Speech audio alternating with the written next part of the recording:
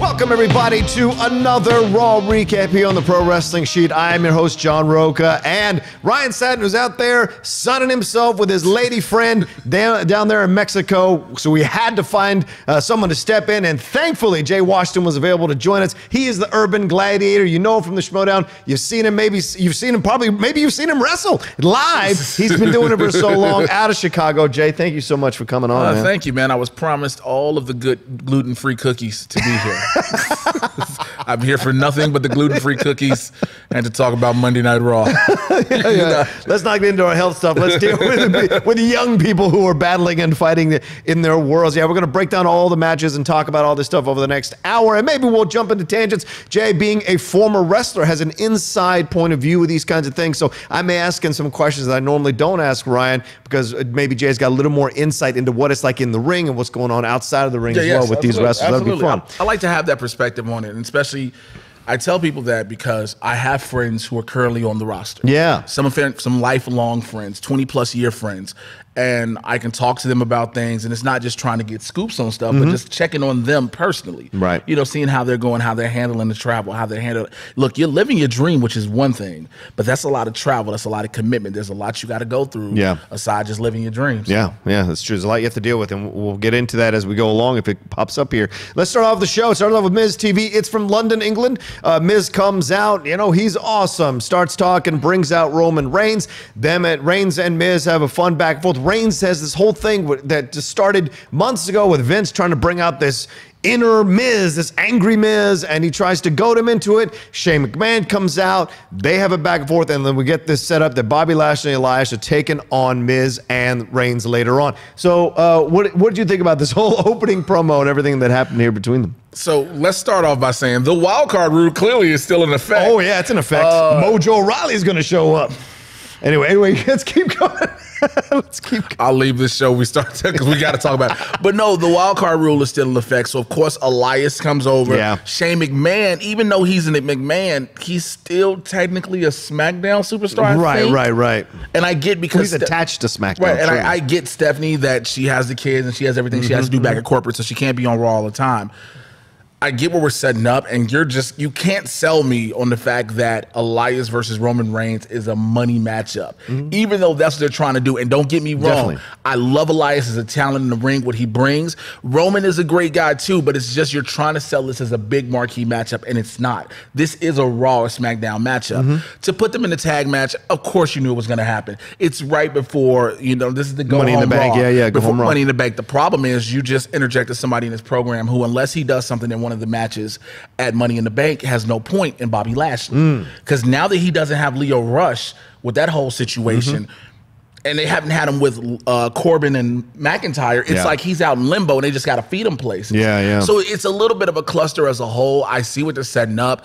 Hopefully this will be the last thing we do to get to this Shane Miz thing. We'll get some. Are you done with it? Are you done with it as much as, because Ryan is done with it. He's done with it from the beginning. So here's my thing. I knew what they were setting up when they did it at the World Cup. I knew the moment they were setting up, this is a WrestleMania match. And yeah, you give them one more. Give them one more. I didn't think we were going to go to this extent of a Hell in a Cell. I mean, a steel cage at Money in the Bank. Ryan believes that it's going to last all the way to Saudi Arabia, the next Saudi Arabia pay-per-view, and they're going to battle for the Best in the World trophy again. That's a possibility. Yeah. That's definitely a possibility.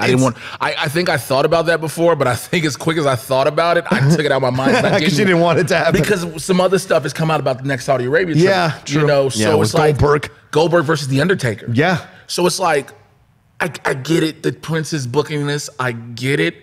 But there's certain storylines you don't need to keep going. Yeah. And I guess this is going to get tired soon. Yeah, well, do you like, yes. And do you like the idea, though? I mean, you're bringing in Lashley, you bring in a little bit of blood from the outside to kind of give this thing some more life. But Elias and Reigns, you talk about this, that you're not a big fan of it.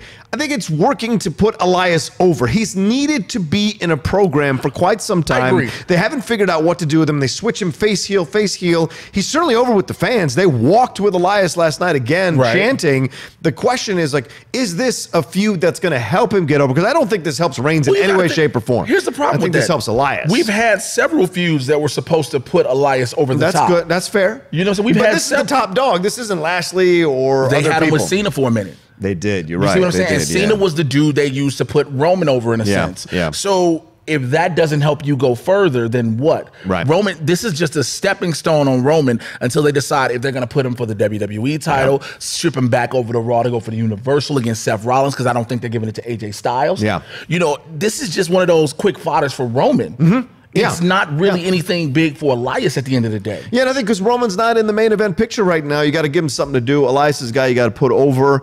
As the match, though, I enjoyed this match. I thought they all had some great moments in the match. The I was match surprised. is great. Yeah. I will never take anything from the match. It's the story that is getting drug out of this, because you have several stories. You have the Shane and Miz story. You have the Roman needing to fill time story. Right. You have the Elias just being Elias and putting him where he's necessary. And then Lashley just being thrown into the mix. But again, all four of these guys can work. Yeah. So you're going to get a great match out of that, no matter what. Yeah, we'll see what happens with this. I wonder what Lashley's role in all of this is. It isn't just to bring him on. Maybe they just want to give him TV time so people keep thinking about him as it goes along. But he's got to have something to do. Maybe Shane's building a stable. That could be something. Well, see, if you do that, then I would see rightfully you say, all right, we're going to ship Bobby Lashley to SmackDown.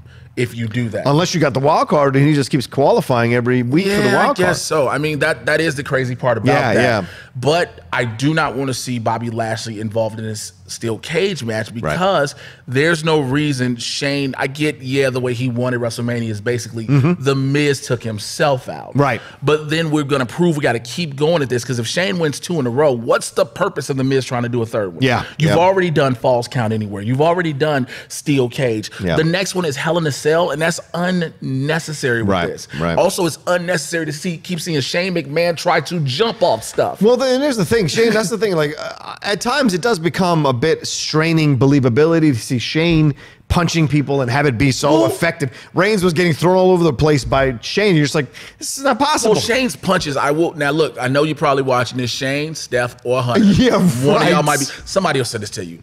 I get your punches are legit because he has MMA training. Oh, of course he does. The punches are fine. Sure. But at the same time, you're not the Shane McMahon we know from the Attitude Era. That's what the best Shane McMahon. You're not that Shane. Those were great you matches. can pull back a bit. You don't have to be always involved. And I think that the creative team is feeling like we need somebody to put in this place. Well, let's just drop Shane in there. Yeah. The problem is you have so much talent available. Yeah. You don't have to drop just Shane in there. Yeah, we'll see. We'll see as it goes along, where it goes along as the weeks go on. We get a video of the match between Rollins and AJ, kind of building it up a little bit. What's going to happen there at Money in the Bank? Thought it was a good build-up. That nice little background, nice little back and forth between the two, and the guy doing the voiceover. Listen, as a voiceover guy, I really envy dudes who get to that level of their voiceover work, and that guy is so good at it. He's on it. Yeah, right? It's a great video package. Again, they are pumping this up because this is the first time they've ever faced in the WWE ring. Exactly. Yeah, it is the first time. The question is going to be, will this be another AJ Shinsuke situation?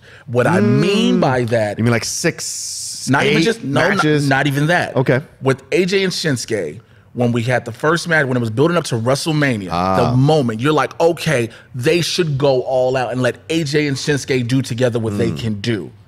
Will you hold Seth Rollins and AJ back like you did AJ and Shinsuke? Because they can put on a clinic and a 5-star match. That's what you want. Right. That's why you're building up to this. I don't give a damn about 1 or 2 nice little spots. Yeah. I want this match to have me like this from beginning to end. No matter who goes over, even though I believe Seth Rollins will, but no matter who goes over, the buildup is already there. If you know these two, you don't really need to sell this match. Yeah. But the WWE is going to help to sell it. I think you make a great point, Jay, and this is the thing that I want to counter with what's been going on in the news over the last couple of weeks, this idea of the ratings and these rumblings that are happening from the Forbes article talking about how, it's because women have taken center stage or they have a black champion. No, it's because the men's division has not been written well. The matches have not been stellar for the most part, and there have been issues going back and forth between these people doing promos, the way they're over with the fans or not over with the fans, which is a really big deal. This has been the issue. Now you put AJ Styles up against Rollins, that may change the tide a little bit, get people back involved. You start matching people people up with the right people and get them into good programs, people are going to come back in droves. The men's program needs to step it up. Yeah, it ain't the women's program. That's the issue. Because the thing was, for the years, the men's roster has been able to go on cruise control. Yes. You have some of those guys who you just know are going to deliver. He's not on the show, but Randy Orton is a guy where 1 minute may be like, oh, Randy don't care. But when he turns it on, he's there. Veteran who can always turn it on. Who can always turn it on. Yep. The women's division has fought to prove a point since the beginning of the Divas Revolution, the Women's Revolution, whatever they were calling it. They fought to prove a point. They've earned everything they've had. They've earned every spot they've been in. Becky Lynch is the most popular wrestler in the world. Agreed. Man or woman, the most popular wrestler in the world. Not too far down that list is Tessa Blanchard. If you don't know who she is, Tessa's great. Please do some research on her. Yeah. But Bianca Belair is coming right up. The NXT roster of women, they have some dominant ones. As soon as they hit the main roster, or if they never do, they still are good. And they can still go into other places and make their names. Yeah. Kofi Kingston being the first black champion, for them to say that that is a ratings, was dropping ratings, then it's like, okay, then you're proving everything that everybody said before for years. That, oh, you thinking, oh, you're not, and I'm not saying a black champion can't hold ratings, it's just that you don't want to see a black champion. And the only example of a black champion you'll see, black WWE champion, let me make sure I'm specific with that, will be The Rock. And that's not true. Kofi Kingston is still as entertaining. Only difference is Big E is hurt. Yeah. It's still the same Kofi Kingston. Right. There is no difference from Kofi Kingston before WrestleMania to after, except the fact that he has the WWE title and Big E is hurt. But when you say the men's roster, if you look at a lot of these storyline matches, you look at a lot of these top guys they have and have had, they fall into oblivion. It's like sometimes creative is just stuck with, we have these 12 people between both shows. We need to focus on them. When in all actuality, you have a litany of stars you can use. You just got to figure out how to do it, or really Vince does with creative. And I understand, because you're a TV program, you have advertisers, so you have all this commercial space, so you don't have time to put on this many matches as you think, but you do. If you pick the right ones, you can. There's no reason Corbin should be doing 20-minute matches, but and he's a good wrestler. He's a good wrestler. He's a good wrestler, but he's not, you can put that in time into other people. Yeah, exactly. Except for Mojo Rawley, which is up next. So we did get the setup of Sami Zayn taking on Strowman later on in the night in a no rules or no DQ match, which everyone thinks is crazy, but we'll find out later why that worked out for Sami. Mojo Rawley and Apollo Crews. It seems almost like a tryout. One of you two is going to get dropped, and one of you two is going to get maybe a mini push. They went at it on this thing. Mojo somehow is part of the wild card situation. Did you enjoy this? I did. Or is it Apollo? I can't remember which one went over to SmackDown. So I think it's Apollo. Right. That's part of the wild card. Did you enjoy the match? It's no, because I can't find myself getting into Mojo Rawley just yet. This is me personally. Don't take this as offense to anybody else. This is just Jay Washington personally. The vignettes they did nothing leading up to this. If it was a different way to do it, face paint now, like, yo, you just looking in the mirror, you're saying they're gonna see, then you debut with this new look, new sound. And you're supposed to be a little more aggressive, but you're still the same Mojo Rawley. I don't see any, when you do a character change, you do a character change. And I don't see anything different with it. Apollo Crews also needs to evolve. Like, yo, you were brought in as a high flyer, a dude who can do amazing things. For those who followed Uhaa Nation on the independent circuit, you know what he did. But at the same time, you just can't rely on that. Well, they're giving Mojo, this is a new look, a new attitude. That's what I'm saying. But they're trying to promote him, and they had to make quick work of Apollo Crews. But in the end, I don't think the fans care, to be honest with you. You can give him a new look. You can give him new music. You can give him this new character, but we still see the same Mojo. Right, exactly. And the name is terrible. I'm sorry, the name is terrible. You can't be Mojo Rawley and trying to be this dominant, evil heel. It does, the names don't go together with it. Case in point, Charlotte Flair, and I'll use her as an example. When Charlotte goes heel, Charlotte goes heel. When Charlotte becomes a face, Charlotte is a face. You see a completely different switch in that character. And so there are many others on the roster I can talk about as well, but Mojo Rawley has to be this dude that's like, I need to take away, I need to just lose Mojo.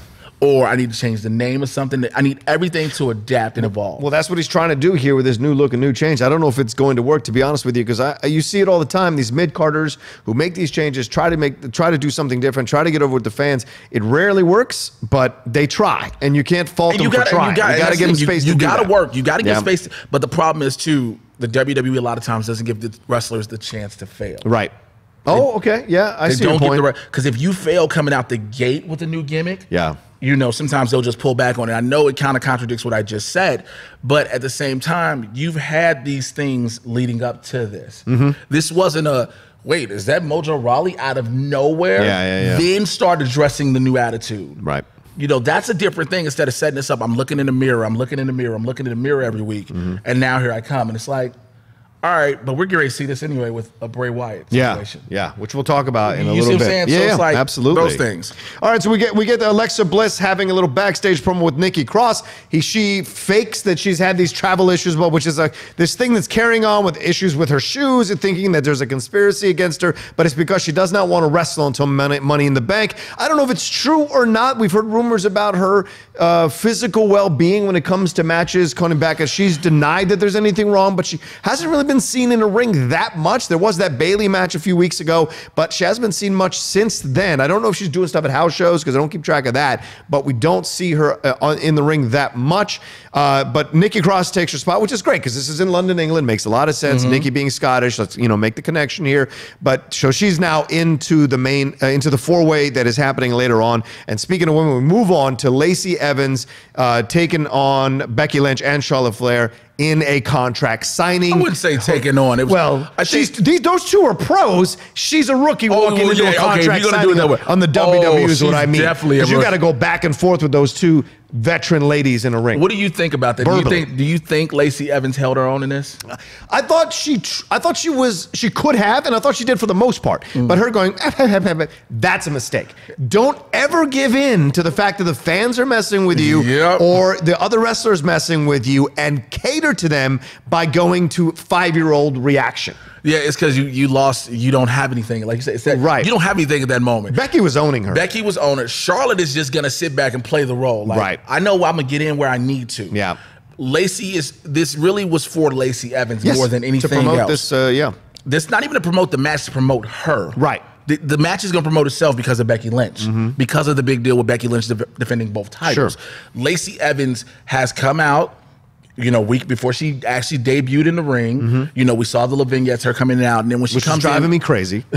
Yeah, I think it was hated that shit. I thought she was finally coming out at the Royal Rumble. That did not happen. Nope. But you have that, and then you're setting this up for her to set the stage of why you are going to become the Raw Women's Champion. And yes, you're gonna play the Southern Belle up. Yes, you're gonna play the classic level heel. But Becky is hitting you with short quips. Yeah. And it hit a point where the crowd hits you and Becky hits you and you broke. Yep. And I know some people are thinking, well, she's never been put on this kind of stage before.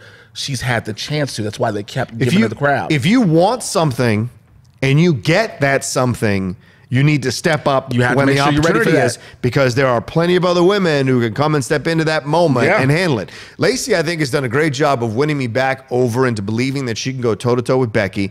I sense that there's real heat between these two ladies, and I don't know if it's true or not, but I sense it. Like in just something about their interactions. Like, I watch people for a living, and so there's just something where sometimes I sense something, and maybe I'm wrong, but I just feel like there's actual heat here, because Lacey, I just don't know. There's something between Becky and Lacey. It's interesting when they get to the jibes, it starts to slide into that little extra personal tone to it. Well, a lot of women have been hitting this jab on Becky. Ronda did it. A couple of others have done it with the whole trying to swing something you don't have. They have some women do take offense to her calling herself the man. Yes, yes. And that's what I think the real heat's from. I think that's probably the main thing. Once she started, like, nobody really had that much heat with the last kicker, Becky Lynch. No, nobody had heat with the last kicker. You had a match with her, But when she called herself the man, a lot of women, from what I've even heard from some of the girls that I know, have taken offense because they feel like it sets them back what they're doing.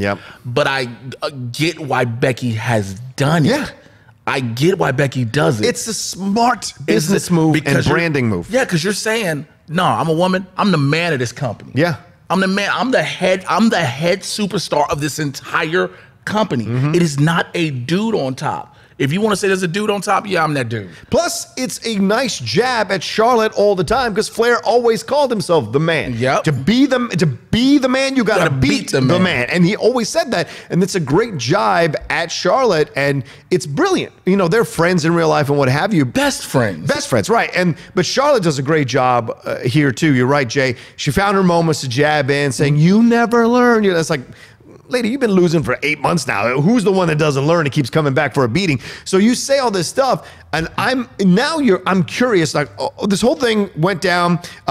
Lacey and Becky goaded her into the fight. They fought. Becky kind of fought both of them off for a little bit. Then they kind of took her to task, and both of them put her through a table with extreme prejudice. And they're standing over them, each one grabbing a belt. What does this tell you about? What's going to happen this weekend? What's your prediction? Becky Lynch is going over in both matches. You think she's winning both? Yep. If you know wrestling history, and you know, I'm going to give y'all some inside information. You know wrestling history, if you ever paid attention to it. Yeah. When the champs are laid out before a big match, they are winning. Interesting. She's going to win. She's going to win. Okay. She's going to win Lacey and catch a beating. She's going to beat Lacey. Yeah. And she's going to barely beat Charlotte. See, my prediction is she's going to beat Lacey, and it's going to piss Lacey off, and then Lacey's going to come and interfere in the Charlotte match and help Charlotte win. I believe Lacey's still going to interfere in the Charlotte match. It's not going to be enough. But it's going to be that inadvertent hit to Charlotte or something like that inadvertent women's right to Charlotte. Okay. And then boom. And then boom. And she's still Becky two belts. She's still Becky two belts. I mean, they released a t-shirt. She's got to keep those belts for a little bit. You're not going to release that, bro. I understand. We've seen t-shirts come out and go. That shirt is selling too well to get rid of it. She is a merchandising machine now. Yes, it is. And shout out to her for all this. And we'll see what happens. I'm excited for these matches. These matches, you like that theory, didn't you? Yeah, I do. And now I'm in. If she keeps the belts, that's all I care about. All right, we had Ricochet and Baron Corbin in a match next. I was really shocked at how this match went down. Corbin won clean. Totally clean. There was no outside interference. There was none. He beat Ricochet clean. They're making Ricochet take L's now. I don't like it. Theory-wise, it makes sense. Because you think Ricochet's going to win this thing? No, theory-wise, because Ricochet's the smallest dude. Right. Okay. Fair enough. He has to take these L's. Trevor, I love you, bro. You already know that. We go back. I did Mid-South days, bro. I love you, and I'm happy for you. But you already know what this is. You have to have Corbin, McIntyre, and even until later, Strowman have to be dominant. Ricochet's going to get off what he gets off, those high flying and maneuvers. Right. He's going to be quicker, but also you have a veteran in Baron Corbin, veteran by WWE veteran, okay? Not actual veteran. WWE veteran Baron Corbin, who knows how to counter things. Like when he tries to go for the tilt-a-whirl again for the finish, converts it into days.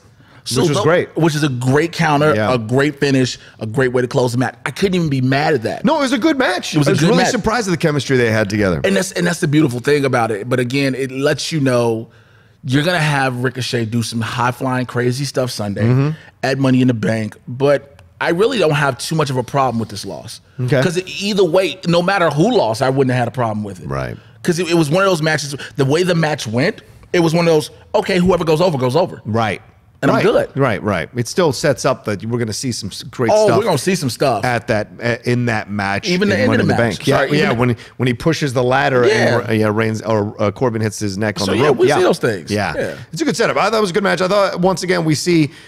To me, I've been coming around on Corbin over the last few weeks to Ryan's chagrin. I've enjoyed Corbin and starting to like Corbin's work in the ring and like how he's getting over a little bit with the fans. Don't be surprised that Corbin down the road is wearing the strap. There is certainly possibility. They keep giving him a lot of TV time against the stellar competition. So there is possibilities that down the road, Corbin has that strap somehow, some way. Remember, he was the Money in the Bank winner. Yeah, right? That's right. Who didn't win when he cashed it in. Because he got into it, I think it was with Dave Meltzer. On Twitter. You know, somebody about getting into it. Yeah. Hey, Meltzer. You blocked me. He got into it. I think it was Meltzer about a whole bunch of stuff, calling him he didn't know stuff, blah, blah, blah. Right. And after that, because Meltzer is respected as much as a lot of us hate it, they pulled the contract off. Wow. That's why he didn't win it. Okay. So unless his attitude has changed backstage, you can't deny his talent. You can't deny what he can do in that ring, what he's even done on the microphone. Yeah. You know, that the whole change to the Constable, former GM, helped him. because now, even though he still wears clothes, I'm like, hey man, are you comfortable? Like, but it's done great for the character and the in-ring ability and the confidence of Baron Corbin. Yeah. So it's not saying he won't. It's just saying what happens backstage. Right. That's all it is. Right. Fair enough. All right. We get a little vignette in the backstage with Rey Mysterio talking about Samoa Joe. Cesaro interrupts him, and then Cesaro brings up that old stuff, talking about we don't know who Dominic's father actually is. And I can hear Eddie. I can hear Eddie from the beyond. Hey man, have you looked at cackling. Dominic's haircut and Samoa Joe's? I thought the same thing. Don't you impugn Mrs. Mysterio. But no, this was a fun back and forth between these two guys, and they go at it. I don't know why people throw empty suitcases. They don't really hurt. And then whose suitcase? Whose suitcase? Hey, make it a bar your suitcase real quick. Yeah. You empty this out real fast. There's nothing in it. Let me use this for a segment real quick. Like, but then it sets up a match that's going to happen later on. But please God, don't tell me they're waking up this storyline of questioning Dominic's heritage again. I can't have it. Hey man, I can't have it. Hey man, Samoa Joe told AJ Styles' wife, "Daddy's coming home." That's true. He did. That's truly in the Samoa Joe wheelhouse. You can't deny Joe that. did that. So it's like it's not something brand new for him to say. It's just that we've seen it before, right? With the whole Eddie Guerrero rest his soul. Yeah, we just saw it with that. But it's so funny because when you look at it, you're like. And if you also pay attention to the promo, did you notice Ray said Dominic's been training and traveling? Yeah. Which lets you know, if you didn't know, Dominic will be involved in this match. You think, yeah. For sure he is. And Ray said he wanted to keep fighting until he could wrestle with his son or work a program with his son. And I've been predicting that Dominic's going to turn on Ray. I think he's going to turn on him too. Yeah. I do think he's going to turn. Yeah. Yep. I think that's definitely going to happen. Yeah. Though. That would be brilliant. Because then you could use the vignettes from that time with Eddie and all that kind of jazz. See which way he's going to go. Ray needs something, so yeah. Yeah, he does. And Ray, what he needs is a break. He doesn't want a break. I say that they tried to make him retire. Ray goes and fights in China or Japan or Mexico. He doesn't like to stop. And I understand that, and I respect that hustle and drive. And I say that because if you look at Ray, you could tell he's hurting. He's got the kinesiology tape on both shoulders. Yeah. He moves. He can still move, but there's points where he just like, all right, here we go. He's got to push through it. And again. That's the wear and tear that this business will have on your body. Especially when you're a high flyer like Ray with all those moves. And you're a smaller dude who is always getting tossed around, especially being in WWE. Yeah, which he does later on. We'll talk about Jesus Christ in a little bit. But first we have a fatal four-way match with the ladies, Naomi, Natalya, Dana Brooke, and Nikki Cross. Nikki Cross, of course, coming in because Alexa Bliss gave her spot. Now Alexa comes out. God, she's beautiful. Alexa comes out, sits down, does the commentary. They go at it, these four ladies. I thought this was an okay match. I thought Naomi definitely got some nice spots. I liked it. I'm going to tell you something. The Dana Brooke outside on the ladder, the cross body off the ladder, wasn't expected. Yeah. I like it because now I think that whole Sam Roberts fiasco lit a fire up under her now. Oh, you don't think I deserve this? You think I'm going to blow these opportunities? Let me show you. Yeah. I think Natalya is just going through the motions. That's what you do, Natty. Right. I love you, baby. She helps everybody over, yeah. She's the vet. Natty's great at it. Look, I've had the titles. I've done this. Right. I'll put people over. Naomi wants to get back to that spotlight. She's going to do what she's going to do. Yeah. I can't wait to see what other spots her and Ember Moon come up with. Oh, right. That's what I'm looking forward to. And Nikki Cross is just like, I'm glad she did this because ever since the dissolvement of Sanity and her being taken away out of that, it was like we didn't know who she was or what to do with her. Yeah. And this whole Alexa Bliss thing, it can go one of two ways. This could have either been a one-off or it can play to something at Money in the Bank. Yeah, and it's certainly possible because after it's over and Nikki does get the win here, much to the UK crowd's joy, she comes in and helps. Essentially, Alexa comes in, walks up, unhooks the Money in the Bank case, and Nikki is cheering for her. You have to, but you forget a small point. Nikki tried to go up the ladder first. Right. Nikki tried to go, and Alexa had to stop her. Yeah. So, and Nikki is the type, we don't know if she's going to play the nice girl or go crazy. You don't know with Nikki, right? So again, we'll see. And I think if she just snaps at Money in the Bank, it'll be way too soon. Yeah. Because it's just, you started this. But I believe Nikki Cross will probably be involved in that match. Well, two things here, right? Nikki needs some screen time. Yeah. Being attached to Alexa gives you that screen time. Alexa doesn't have Nia Jax anymore because she's hurt with those 2 surgeries. So she's out of commission for a little bit. So Nikki now steps into this slot that's empty and can be the one that's a companion for Alexa and Crazy, and then eventually turns on Alexa when the time comes. Well, you notice we were talking about earlier how the men's programs have to find their focus. Yes. The women's, especially on Raw, has been shaken up a lot. Yeah, agreed. With the Nia injury, with Sasha being out. Yep. Tamina, it doesn't, for lack of better words, Tamina doesn't count without Nia now. Yeah, Tamina was struggling as it was. And physically, because she has her issues. Right, she has her own issues. She has knee issues and whatnot as well. But without Nia, there was no need for her. I mean, you could try to put her in matches, but fans don't really connect with her as much as we would want to. Yeah. The best thing I ever saw with Tamina was when she first came out with the Usos back in the day. Yeah, good call. That was the best thing I saw with Tamina. And it's no discredit to her, but I know the toll. You can see the physicality has taken a toll on her. But now the women's division is trying to shake things up. So yeah, you put a Nikki Cross in there who makes good on this opportunity. Right. You put Dana Brooke in the Money in the Bank match, which everybody is still like, what? And now she's showing you, I belong here. Good God, if Dana wins this thing.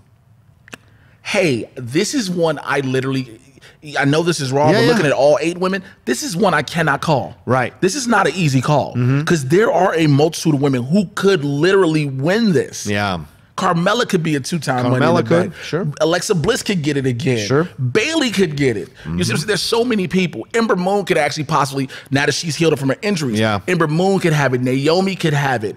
You know, there's so much, and I know I didn't say Natalya because I really doubt Natalya did this briefcase. But she's in there to provide veteran leadership. But it's so much. So the way they're setting this up, this is great. Yeah. I agree. You know, this has been the frustrating part. Like, I get why people come after Dana. There's a feeling like Dana has all the tools, but what is missing? Yeah. And they've tried. They've changed her character. They've made her face. They made her heel. They had her walk out with Titus, the worldwide stuff, which was very much like Miss Tessmacher from way back then. That's exactly what it was. Yeah, and you're just like, you've seen these before, but what is it that's stopping Dana? Because I personally, like at the Rumble at WrestleMania, Dana did really great work. So did Sarah Logan. So you got to ask yourself, what is it that they're not seeing or they're not giving attention? Or is it really that Dana is limited in the ring? And no matter how much time you give her, she doesn't have the tools to put it all together to shine consistently like the other ladies were at the top of the roster. Well, I think Dana is a gymnastics champion. Yes. She should, just like Alexa is, she's a gymnastics champion. Dana should have everything in the body. And she's strong, she's big. She can certainly do it. What is missing? I think it's the character. Remember, we have you have a lot of wrestlers, men and women, who, if they don't have it all in the ring, they have the character to back it up. I will use 2 people as a prime example, no matter how much people hate hearing this. Hulk Hogan and John Cena. Okay. Cena can wrestle, I get that, but Cena has limited himself to a certain moveset. Yes. But the character of John Cena, the charisma of John Cena puts it over. Hulk Hogan is another example. The character of Hulk Hogan, the charisma of Hogan, what he does in the ring puts him over. Right. I think we got to see more of that personality from Dana Brooke. We can't, this is the WWE. And I always bring that up because this show is never really based solely on the in-ring performance. It's the characters. The character stories are driven. And so that's why no matter how people may feel about Roman Reigns as an athlete, his character drives it. Yeah. His character drives it. And so we got to see more character out of Dana Brooke. Yeah, that's a great point. I mean, they do give her opportunities to play certain characters, but she's got to get over the fans by some more. Because Becky was, same thing. Becky was receding into oblivion. Yeah. And they changed her character. She got on board with playing this heel thing. I think she pitched them on the idea. Because they never wanted to turn her heel. Right. And she pitched them on the, and she has really embraced it. So Dana has to have something happen. Something has to click at some point, or sadly, she will recede as well and just be like ending up on main event most of the time. And it can't be, and she did have a main event match against Tamina. Yeah. But it can't just be a general basic heel. Right. You can't just have that basic heel turn. You got to have something that no matter what it is, whether you turn heel, whether you stay face, it's got to be something that's going to stand out to the fans, stand out to the viewers, and be like, wait, what? and you keep going back to it. Yeah, and that's what Becky did when they turned her. Becky went on social media and became a genius on social media, because that's going how, at people. Because everything revolves around social media, and to know how to run it and work it. And because you even got to the point where you had Ronda Rousey, you had Charlotte, you had all these women bringing it up in the promos on the show. Yeah, right, exactly. Giving people more impetus to go and look, follow her. So that's how you do that. Yeah, yeah. She went at Beth Phoenix over the weekend. I don't know if you saw that. I didn't see that one. Oh, yeah. She was there was a picture of Beth. Oh, there's a picture of Becky holding up both belts. Beth is like close, and Becky goes, "Don't get so close to the belts. Be careful, Beth. Don't get so close to the belt." And Beth goes, "Oh, listen, I'm just happy that we're tied for titles, and it's cool, and blah, blah, blah." And Edge said something to kind of go back at Becky. I can't remember what Edge said, but it was like, "Hey, slow down," or whatever. And Becky goes, "Yeah, I guess we're neck to neck." And I was neck and neck, or she said neck and neck, with her foot on Edge's head, or Edge's head on the, when they were trying to mess with, and I was like, woo! And then Beth responds and goes, "Oh, we're bringing our men into this?" And then people responded with Seth Rollins stuff. And I was like, but I love it, because for those who know and are actually cool with Becky, they understand. She just doesn't mean in a mean way. No, it's fun. Except for when it was Ronda Rousey. Right. Yeah, there was real heat there. That was real. Ronda was having real heat with a number of people back there. Because Ronda didn't, and the women were right. You don't deserve this. You are a star. You draw the viewers. I get that. Yes, character driven, but we've been putting in work here. Yeah, don't call it fake. Don't ever disrespect this big. Yeah, so it's choreographed. We know this. Yeah. It's a story, but those men and women are real athletes who every single night put their bodies and lives on the line. But again, Becky knows how to take this, and people know how to come back at her just enough. It's a good thing they put Beth Phoenix down as an NXT announcer officially, because I could have seen that. I thought she was coming back up full time. I didn't think her WrestleMania thing was just a one-off. No, I know she was great. Yeah, I didn't think her WrestleMania thing was a one-off. So that woman can still kick ass. So yeah, but I love what she does and how she's kept it going, and she hasn't allowed it to get stale. Yeah, right, exactly. She hasn't allowed it to get stale. She's been inventive. Becky Lynch, has been inventive on social media. Real quick, speaking of NXT, shouts out to their newest announcer, John Quasto. Hey, John. Hey, appreciate you, bro.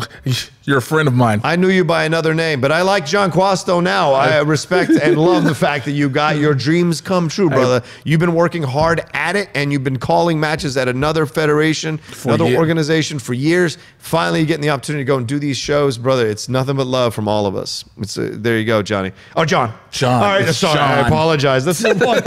Rey Mysterio versus Cesaro. This match went down.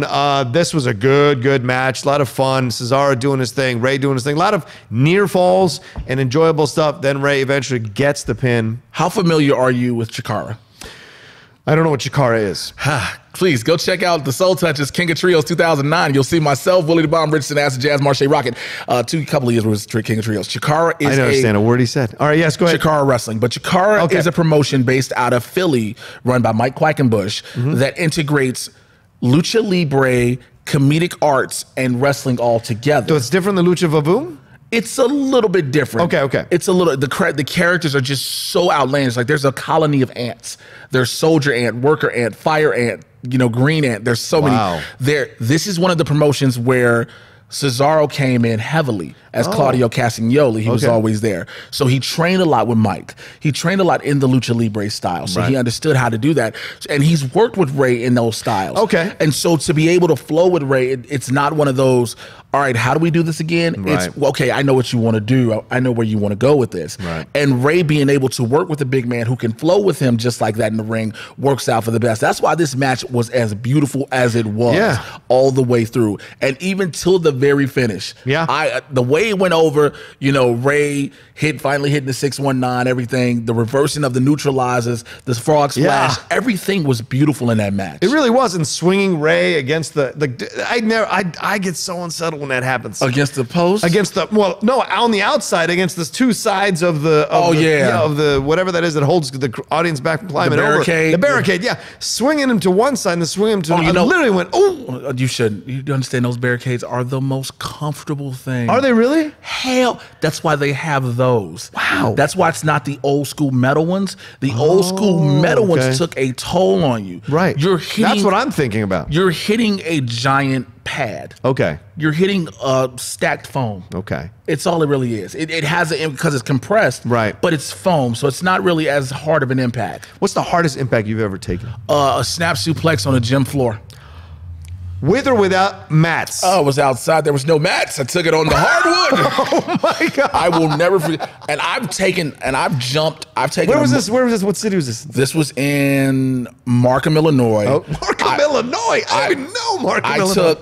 I did a moonsault off the top rope into two other men. We were in a three-way chain match. So we had the chains on our wrists. I took them, but it was two dudes who were 300+ pounds, so they caught me coming down, so I was good. That's good. I've jumped off the top of a ladder. I've jumped off a cage, but the hardest bump I've ever taken was that on the gym floor, and I've taken it more than once. Now, how does that feel? Do you get a sting? Do you what happens? When you take that bump? Yeah, when you take that bump. Your whole body is cussing you out like, where are we doing this? you do realize this hurts. At that level, are you still checking in with each other when you're wrestling? Yes. Okay. Yes. Because sometimes people get irresponsible at that level too. Well, there's definitely a level of irresponsibility that happens, but that's people who are just, they're not dancing. And they don't work anymore much. Or No, they don't work. Oh, do they They still? work, Okay. but they're not dancing with a partner. Right. They're all about self. Right. They're going into business for themselves. But anytime you take a move that could potentially be harmful to either yourself or the person you're across the ring from, you're sharing the ring with, you're checking on them whether we see it or not. The refs are always checking on people. So you'll know if something really hurts somebody. Okay, I'm trying to find out in Houston.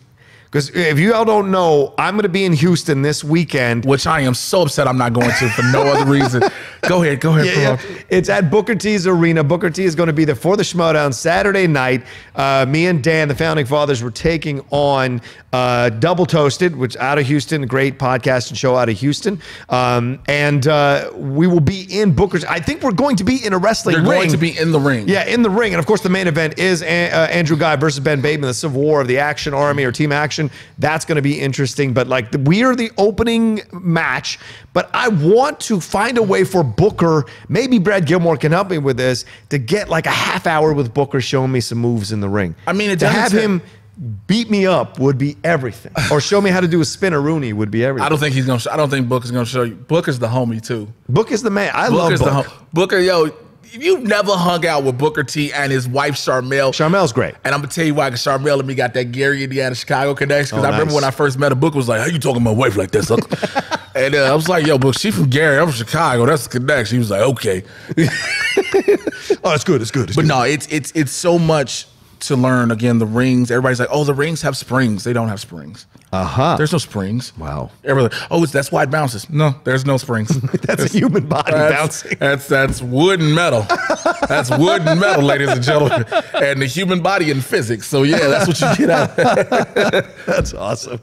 All right, let's move on to this. The title of this episode, Bray Wyatt revealed who he's going to be. Now, this new character, you know, we talked earlier about people changing characters. He's been doing these Firefly Funhouse vignettes for quite some time. I want to know your thought on those. Yeah, we're going to talk about it. Well, first of all, I have enjoyed them. They're a little unsettling. Okay. They're a little crazy and unsettling. That's what they're supposed to be. Yeah, exactly. So I'm like, okay, this is working. This feels very much like Matt Hardy with the delete stuff. So I thought it was the WWE version of that kind of wacky out there kind of stuff. But then last night, they showed you this new character Bray is going to play.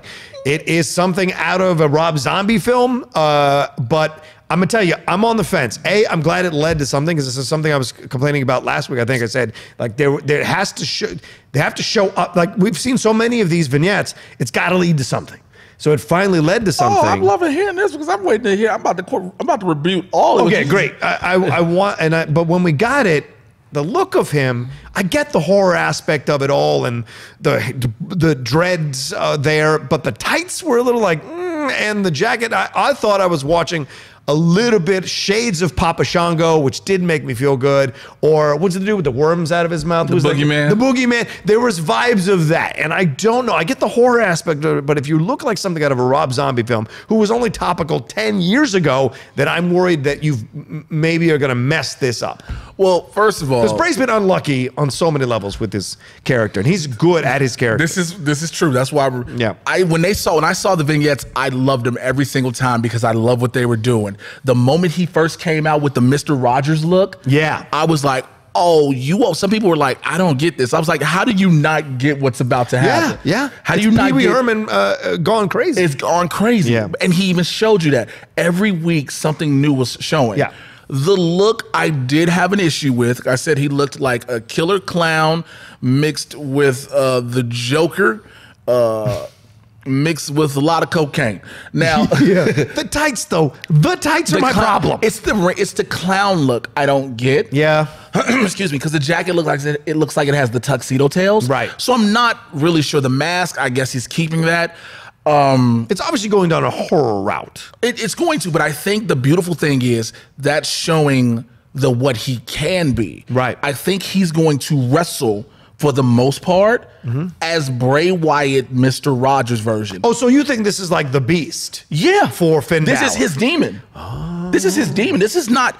I'm sorry, the demon, right? Your demon. Sorry. This is his demon because that's what he's going through. Okay. His whole thing he's going through is, I've learned how to channel my anger. Right. So if he gets upset, that's when we see this. Didn't we see this with a wrestler like years ago? We've seen this several times. Yeah, where the wrestler's like nice, and then all of a sudden something happens to become someone else. Yeah, we've seen all these. I mean, didn't Eugene do that way back when? There's never been, this gimmick has always been redone. Yeah. There's no difference about it. Even before Finn Balor was doing it, this gimmick has been done throughout ages, decades. Yeah. But it's how the wrestler goes about it. The way with Finn Balor is, I have a demon that makes me stronger. Yeah. That's Finn's demon. Okay. It makes me stronger. It makes me quote unquote more agile when he has the exact same moveset. Don't get that. That's a whole nother ballgame. But Bray's demon is controlling all the anger he's gone through. So like now, Bray's nice, but Bray tells you in a creepy way, come follow me. But it's the Children of the Corn type way, but it's still the Mr. Rogers element behind it. Okay, but are we going to get, like Jose, are we going to get all these characters come down the ring with him in like tables? You talking about the kid, the buzzer? The buzzer and Sister, or Witch Abigail, whatever it is.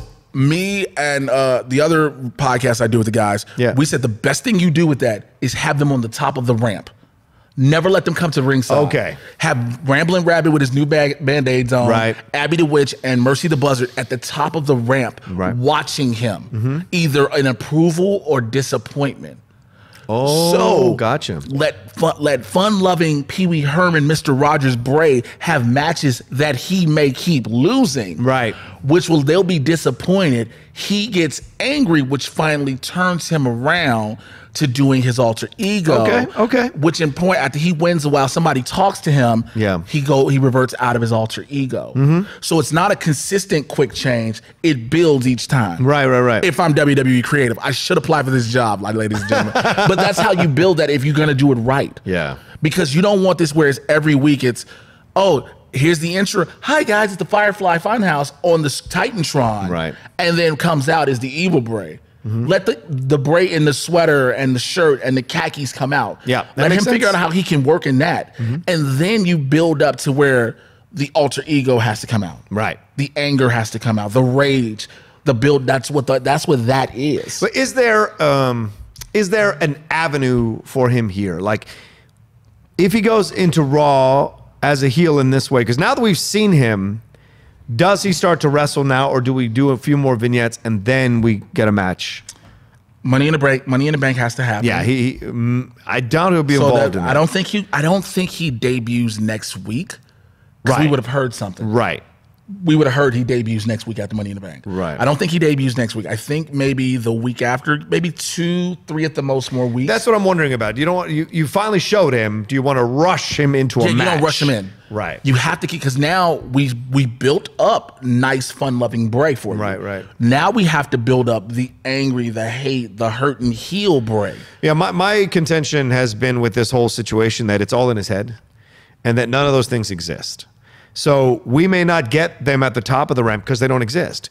What it may be is Bray sitting in a room by himself, creating this whole scenario, and someone walks by and sees him, and all of a sudden the Firefly Funhouse disappears from what we were watching, and it's all in his head with like finger puppets on his hands. I would hate. I get where you're going with that, but I would hate that because this Firefly Funhouse has been built up so well. Right. And those kids, super depressed. The depressed, even I don't want to be here, but I'm here. Right. I followed him. Right. The way every week the paintings were added to the walls, the torturous paintings, the puppets.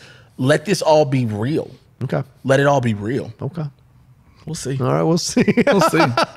Well, let us know what you thought of that reveal in the comment section below, or tweet at us. Let us know, and of course, Ryan as well. Let us know if you thought this was the right reveal for Bray Wyatt, and this is where he was going, and if you like his look as well. Let's move on to our next and last match, and that was Braun Strowman taking on Sami Zayn. No DQ match. Falls count anywhere, and it certainly went everywhere. Started in the ring, went to the back, fighting through merchandise tables, fighting through all kinds of stuff, then go back into the back, getting trash cans. Drew McIntyre gets involved. Then, Corbin gets involved first with the trash cans out there in the merch area. Then McIntyre gets involved as they go back near the food area. And then eventually it all spills back out onto the ramp. And then finally, all three of them lay on top of Strowman and count him out. Now, overall, did you like this match? Yeah, and I'm gonna tell you one of the most fun parts of me. Yeah, when they're fighting in the back, they're fighting all the way. There's agents, producers, everything. All of them, but fans.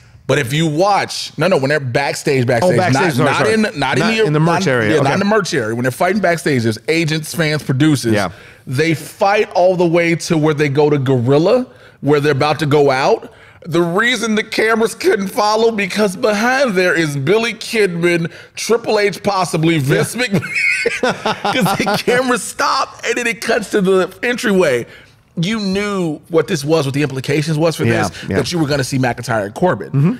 And to see them, you want to take the biggest threat out of this match, which is get rid of Strowman no matter what. Right. But the double cross, the turn on Sami Zayn afterwards, made it worth it. Right. Because now Sami's like, I'm in the match. We're all good. Nope. Just threw him out there. And now I see the problem is because now Braun's involved in the match, but he's not in the match. Right. Because you're not going to make a last minute addition on Smackdown unless you have him take out one of the four, and it's like, that would be dumb. Yeah, agreed. So...